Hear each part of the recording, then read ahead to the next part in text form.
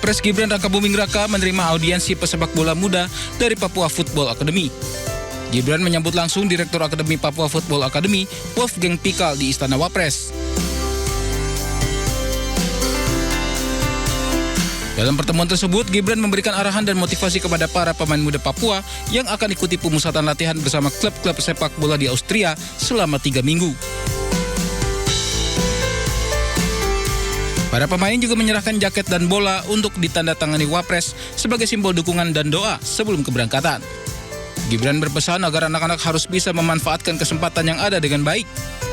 Tak lupa harus selalu menjaga semangat dan mengharumkan nama Indonesia di luar negeri. Gibran juga melihat potensi besar anak-anak Papua dan mendukung fasilitas yang dibutuhkan bisa terus ditingkatkan.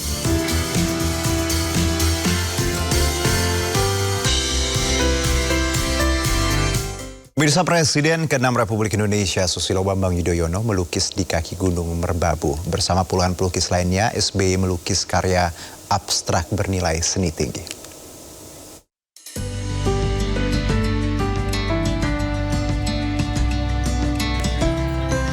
Presiden ke-6 Republik Indonesia Susilo Bambang Yudhoyono asyik melukis di kaki Gunung Merbabu, Magelang, Jawa Tengah.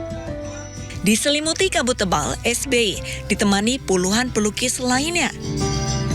Di sini, SBY melukis karya abstrak yang bernilai seni tinggi.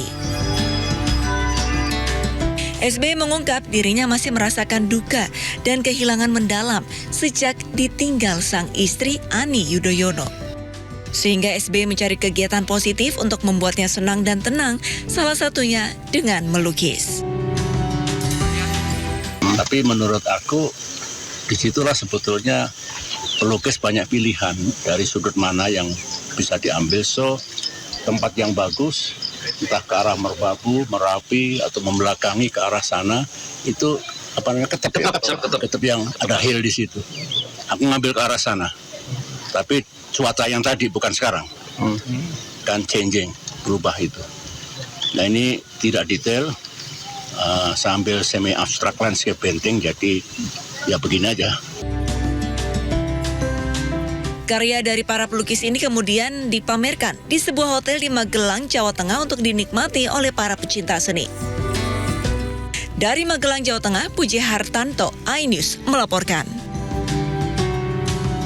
Pemirsa, Kerry Adrianto Riza, anak dari buronan kasus korupsi tata kelola minyak mentah Pertamina Muhammad Riza Khalid, jalani sidang tuntutan atas perkara yang menjeratnya hari ini. Ya, sidang pembacaan tuntutan terhadap Muhammad Kerry Adrianto Riza, anak pengusaha Riza Khalid sekaligus beneficial owner PT Navigator Katulistiwa, berlangsung hari ini di Pengadilan Tindak Pidana Korupsi Jakarta.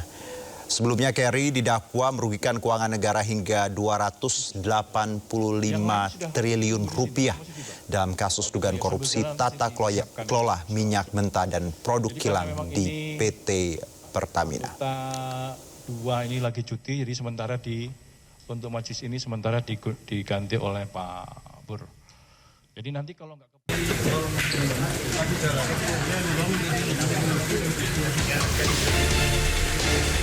Gubernur Jawa Timur Kofifa Indar Parawansa akhirnya hadir di Pengadilan Tipikor Surabaya, Jawa Timur. Kofifa datang untuk menjadi saksi dalam kasus korupsi dana hibah Pokir DPRD Jawa Timur periode 2019-2024. Dalam sidang ini, Jaksa Penuntut Umum mengejar Kofifa dengan sejumlah pertanyaan. Salah satunya termasuk tudingan bahwa Kofifa menerima fee ijon sebesar 30%. Namun dalam sidang Kofifa membantah hal tersebut. Jadi apa yang dituduhkan dan banyak kawan-kawan yang juga ikut memuat, saya ingin menyampaikan bahwa saya ingin menegaskan bahwa itu tidak benar. Bahwa itu tidak benar. Kawan-kawan bisa lihat secara presentatif itu sudah di atas 300%. Berarti itu tidak benar. Dan saya ingin menyampaikan kepada seluruh masyarakat Jawa Timur bahwa apa yang dituduhkan itu tidak benar. Dugaan korupsi dana hibah Pokir DPRD Jawa Timur periode 2019-2024 yang bersumber dari APBD Pemprov Jatim ini menjerat 21 tersangka. 1 diantaranya meninggal dunia. Dari Sidoarjo, Jawa Timur, Pramono Putra, iNews melaporkan. Sementara itu pemirsa, Kejaksaan Agung merespon tim kuasa hukum ex-Mendikbudristek Nadiem Makarim terkait klaim adanya pendampingan yang sudah dilakukan oleh Kejagung sebelum proyek Chromebook dilakukan. Kejagung menyebut dalam pendampingan tersebut pihaknya telah memperingatkan Nadiem untuk lakukan kajian ulang karena perencanaan proyek yang dinilai tidak sempurna.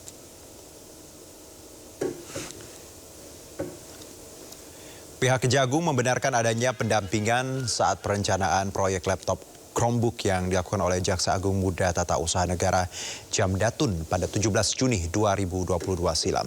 Kejagung menyebut dalam kajian yang dilakukan, tim Jaksa Pengacara Negara atau JPN menyimpulkan bahwa perencanaan proyek pengadaan Chromebook kurang sempurna dan menyarankan pihak Kemendikbudristek untuk melakukan kajian ulang dengan membandingkan sistem operasi selain jenis Chrome.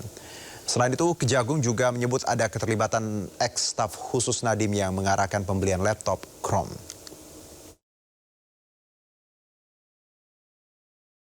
Kajian tidak memuat alasan dan urgensi yang jelas terpilihnya Chrome sebagai sistem operasi yang digunakan dalam pengadaan tersebut.